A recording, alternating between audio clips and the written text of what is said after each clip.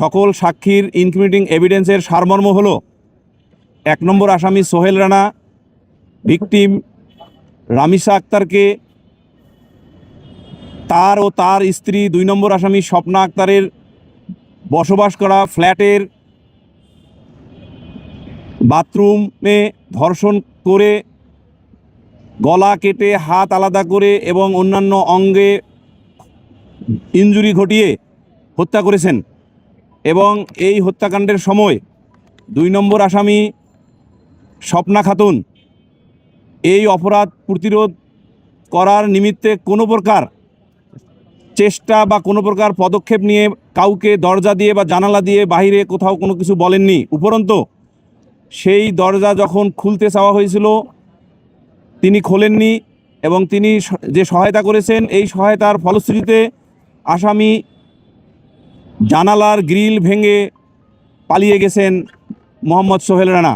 অর্থাৎ পোস্টমর্টেম বা ময়নাতদন্ত সম্পন্নকারী যিনি ডাক্তার ছিলেন তিনি তার ওপিনিয়নে বলেছেন যে ইনজুরিগুলোর সাথে উনি ভাইটালি যে অংশটি বলেছিলেন যে there were signs of recent forceful sexual intercourse, অর্থাৎ উনি বাংলা পড়িয়ে শুনিয়েছেন আসামিদ্বয়কে যে সম্প্রতি জোরপূর্বক ধর্ষণ করার আলামত ভিকটিম রামিসা আক্তারের দেহে পাওয়া গেছে এবং তার মাথা কাটা এবং অন্যান্য ইনজুরির কারণে এবং এই ধর্ষণের কারণে পরবর্তীতে তার মাথা কাটা হলো, সামগ্রিকভাবে তার মৃত্যুর জন্য এটাই কারণ।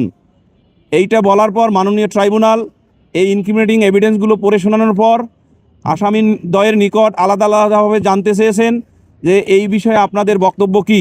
সেই ক্ষেত্রে 1 নম্বর আসামি মোহাম্মদ সোহেল রানা উন্মুক্ত ট্রাইব্যুনালে প্রথমে নির্দোষ দাবি করলেও পরে নিজেকে আদালতের নিকট মাপ চেয়েছেন, অর্থাৎ দোষ স্বীকার করে নিয়েছেন।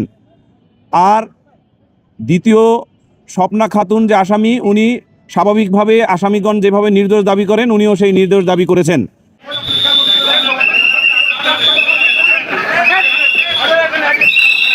আজকে এই মামলার যে একটি স্টেজ ছিল সেটা হচ্ছে আমাদের ফৌজদারি বিচার ব্যবস্থায় ফৌজদারি অপরাধের বিচার কার্য সম্পন্ন করার জন্য রায় এবং যুক্তিতর্কের আগে একটা স্টেজ থাকে, ধাপ থাকে। আজকে সেটা আসামির পরীক্ষা বা 342 ফৌজদারি কার্যবিধি 342 ধারার পরীক্ষা।